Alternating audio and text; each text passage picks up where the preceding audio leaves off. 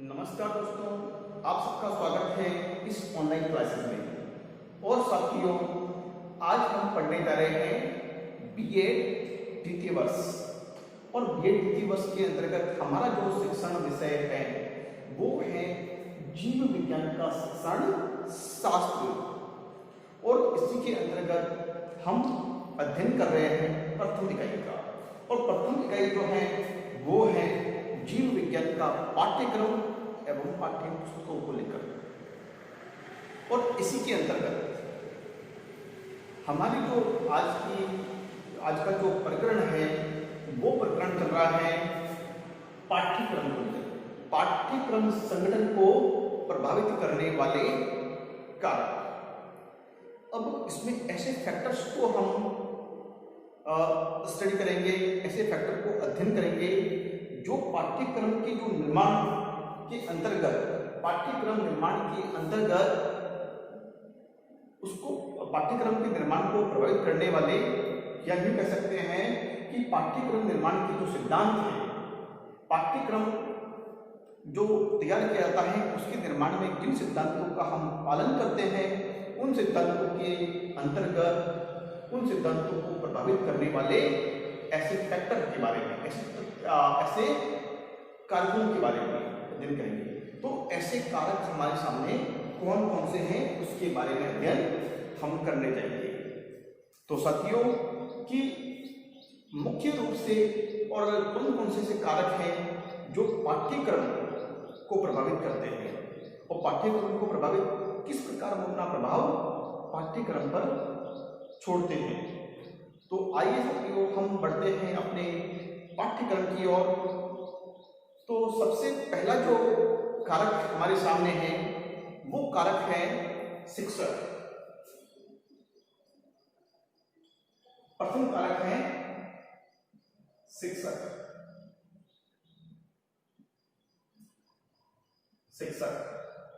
Teacher. सबसे प्रथम जो कारक है हमारे सामने वो है टीचर। अब टीचर क्यों है साथियों, बहुत ही सिंपल वे में समझने का प्रयास करते हैं कि शिक्षक होता है वो पाठ्यक्रम को सबसे अच्छा और सर्वोत्तम या सर्वोत्कृष्ट शिक्षक हम उसे कह सकते हैं जो पाठ्यक्रम पढ़ाने से पूर्व उस पाठ्यक्रम में दिया हुआ जो विषय वस्तु है, जो कंटेंट है, उसको पढ़ाने से पूर्व, उसके प्रकरणों को पढ़ाने से पूर्व, उसके अध्यायों को पढ़ने से पूर्व सबसे पहले पाठ्यक्रम पर डिस्कशन करें अपने विद्यार्थियों के साथ में।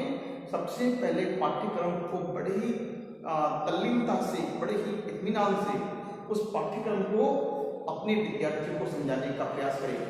आप कोई सा भी एग्जाम की तैयारी कर रहे हैं, कोई सा भी एग्जाम देने का प्रयास कर रहे हैं, उस एग्जाम की जो सबसे सफलता की सबसे बड़ी जो आधारशिला है वो है उसका पाठ्यक्रम। पाठ्यक्रम हमारे हाथ में होने से ये होता है कि हम कभी किसी जंगल में जा रहे हैं या हम किसी महासागर में मतलब यात्रा कर रहे हैं किसी जलयान में, तो हमारे पास में एक रोड मैप होना बहुत जरूरी है। एक वहाँ का जो मानचित्र होना बहुत जरूरी है। यदि हमारे पास मानचित्र नहीं है तो हम दिशा विहीन होकर इधर से उधर भटकते रहेंगे। और दिशा विहीन होकर इधर से उधर भटकने से अच्छा है कि हमारे पास में पहले से ही दिशा निर्देश तय हो कि हमें किन किन रास्तों पर चलते हुए हमें अपनी मंजिल को प्राप्त करना है, उन लक्ष्यों को हासिल करना है। और लक्ष्य को हासिल करने के लिए हमें एक सही दिशा निर्देश और सही रास्ते की जानकारी होना अति आवश्यक है।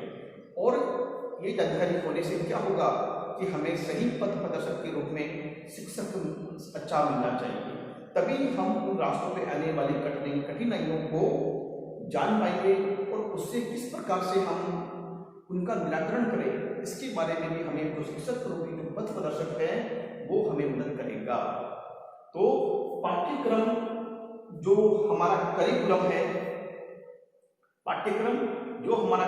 है, उस मैदान को पार कराने में शिक्षक हमारा पथ प्रदर्शक होगा।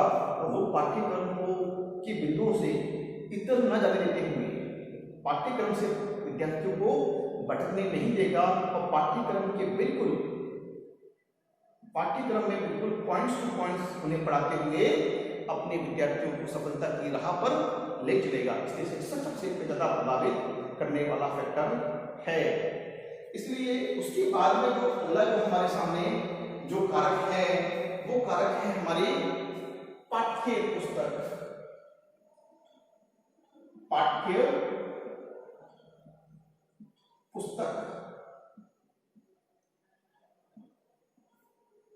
पुस्तक जो है हमारा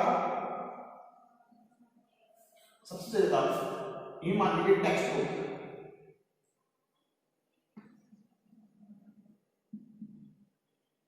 जो टेक्स्ट बुक है वो भी बहुत ज्यादा प्रभावित करता है। वो प्रभावित किस प्रकार करता है कि आपको पाठ्यक्रम समझा दिया गया कि आपको बायो वालों को ये पाठ्यक्रम पढ़कर आप बीएड विधि वर्ष के एग्जाम को पास कर सकते हैं, लेकिन तो उसके साथ में आपके विषय वस्तु की कंटेंट के रूप में एक पाठ्य पुस्तक का समाहित एक टेक्स्ट बुक को दिया जाएगा और उस टेक्स्ट बुक के माध्यम से आप पढ़ते हुए उस पाठ्यक्रम को पूरा करेंगे, विषय वस्तु को पूरा करेंगे और वो जो टेक्स्ट बुक होगी वो पूरी पूर्णतया पाठ्यक्रम पे आधारित होगी। तो वो पाठ्यक्रम जो है आपका पाठ्य पुस्तक होती है वो भी पाठ्यक्रम को प्रभावित करती है साथियों। और इसी तरह पाठ्य पुस्तक को एक पाठ्यक्रम की जो विषय वस्तु है उसकी ज्यादा से ज्यादा प्रामाणिकता लिए हुए होना चाहिए कि पाठ्यक्रम में जो दिए हुए जो विषय वस्तु हैं वो टेक्स्ट बुक में विषय वस्तु कहाँ से ली गई है, क्या उसकी प्रामाणिकता सिर्फ हो रही है अथवा नहीं हो रही है। तो टेक्स्ट बुक अपनी प्रामाणिकता के लिए और विद्यार्थियों के ज्ञान संवर्धन के लिए इसका सही होना अति आवश्यक है। अगला जो हमारे सामने जो फैक्टर है वो है शिक्षार्थी।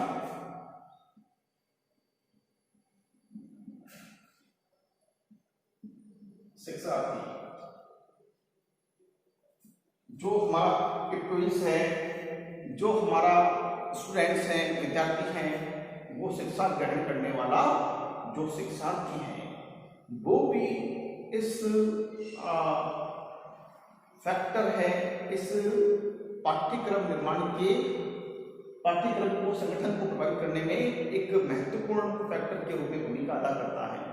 क्योंकि शिक्षक के द्वारा किसी पाठ्यक्रम को फॉलो करते हुए आपको जब पढ़ाया जाता है तो शिक्षार्थी उसको उसी रूप में ग्रहण करते हैं, लेकिन कहीं न कहीं समस्या आती है तो शिक्षक का एक फर्ज बनता है कि विद्यार्थियों को सैद्धांतिक ज्ञान के साथ साथ में उन्हें प्रायोगिक ज्ञान का भी उन्हें प्रदान करना चाहिए। जब तक बच्चा स्वयं शिक्षार्थी करके नहीं सीखेगा, डॉक्टर दौलत सिंह कोठारी यही कहते हैं अपनी परिभाषाओं में कि विज्ञान वह है जो करके सीखना है, एक तथ्यों मतलब पे आधारित नहीं है ये करके सीखना कि ऐसा क्यों है। तो स्वयं जब बालक करके सीखेगा तभी वही विज्ञान को समझ पाएगा, अन्यथा सैद्धांतिक रूप से विज्ञान को समझना इतना आसान नहीं है। एक बात इसी तरह अगला जो फैक्टर हमारे सामने और जो कारक है वो कारक हमारे सामने है नंबर 4 पे परीक्षा एवं मूल्यांकन।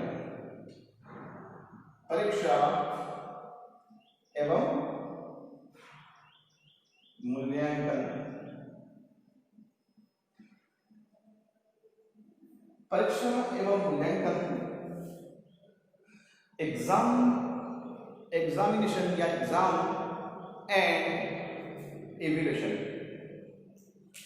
अब ये फैक्टर किस प्रकार से आपको प्रभावित मतलब पाठ्यक्रम की संगठन को प्रभावित करता है, तो वो प्रभावित इसलिए करता है कि आपने जो विषय वस्तु उसमें शिक्षण विधियों का उपयोग किया, अच्छे कौशलों का उपयोग किया और उन कौशलों के उपयोग के माध्यम से अपने शिक्षार्थियों को शिक्षा दी है और उस शिक्षार्थियों ने शिक्षा को ग्रहण किया है। अब समय आता है कि प्रश्न पत्र के द्वारा आपने जो पढ़ाया गया ज्ञान है उसकी जांच की जाए। तो उसकी जांच करने के लिए उन्होंने मूल्यांकन पद्धति का इस्तेमाल किया और मूल्यांकन पद्धति के द्वारा बालक के शैक्षिक एवं सह शैक्षिक दोनों स्तरों का मूल्यांकन कर सकते हैं। परीक्षा में तो केवल उसके सैद्धांतिक ज्ञान को ही जांचा जाएगा, उसके प्रायोगिक ज्ञान को ही जांचा जाएगा, लेकिन मूल्यांकन पद्धति में उसके शैक्षिक क्षेत्रों को भी उतना ही महत्व दिया जाएगा, साथ में जो गैर शैक्षिक है या यूँ कह सकते हैं सह शैक्षिक क्षेत्रों को भी वहाँ पे मापा जाएगा और बालक को हम उसकी प्रगति में बहुत ही सहायक सिद्ध होगा। और इसी के साथ में अगला जो हमारा फैक्टर है, पांचवा जो फैक्टर है पर्यवेक्षण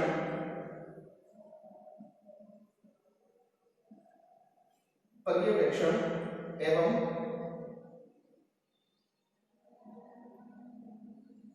प्रशासन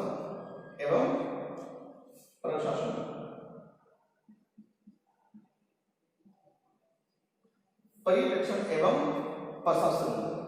पर्यवेक्षण का मतलब यहाँ पर है सुपरविजन से। सुपरविजन किसी चीज का आप सुपरविजन कर रहे हैं कि आपकी देख रेख में बालक कार्य कर रहे हैं और आपके शिक्षा की देख रेख में कार्य कर रहे हैं, तो आप उसकी गतिविधियों का एक सुपरविजन करते हुए चल रहे हैं। और प्रशासन तो एडमिनिस्ट्रेशन, आप उन पर अपना एक शासनात्मक या एडमिनिस्ट्रेटिव एक शासन के रूप में आप उस पर डिसिप्लिन रखे हुए हैं और उसको फॉलो करते हुए, डिसिप्लिन को फॉलो करते हुए बालक उन गतिविधियों को अंजाम देता है। तो ये फैक्टर भी पाठ्यक्रम को प्रभावित करता है।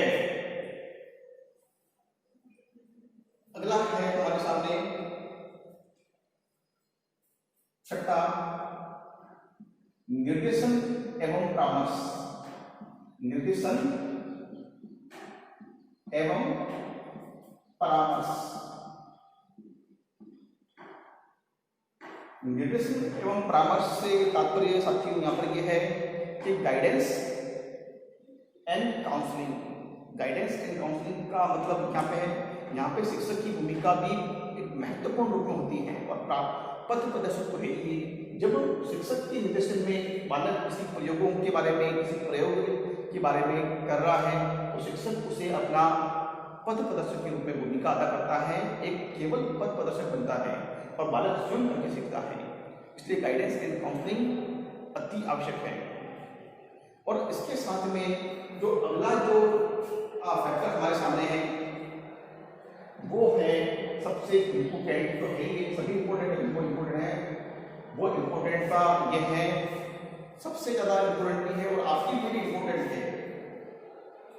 वो क्या है? उपकरण एवं सहायक सामग्री।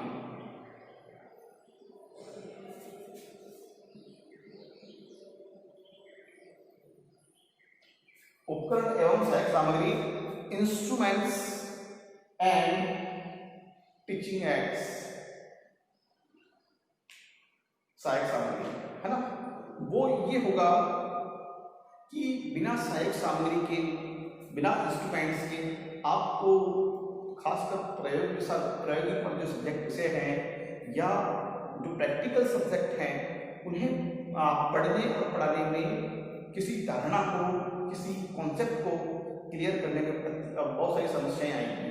इसलिए उपकरण एवं सहायक सामग्री अति आवश्यक है और इसके बिना इन ज्ञान को मतलब सही रूप में एक स्थायी करने में समस्याओं का सामना करना पड़ता है। तो साथियों, ये मेन फैक्टर थे जो मोटे तौर पर हमने आपको डिस्कशन किए और मैं समझता हूँ कि आप इन जो मतलब पाठ्यक्रम के संगठन में किस प्रकार ये अपनी भूमिका निभाते हैं, इनको मैंने आपको एक मोटे तौर पे बता दिया है। तो साथियों, आज के लिए इतना ही, फिर हम अगले वीडियो व्याख्यान में मिलेंगे। तब तक के लिए बहुत बहुत धन्यवाद। जय हिंद, जय भारत।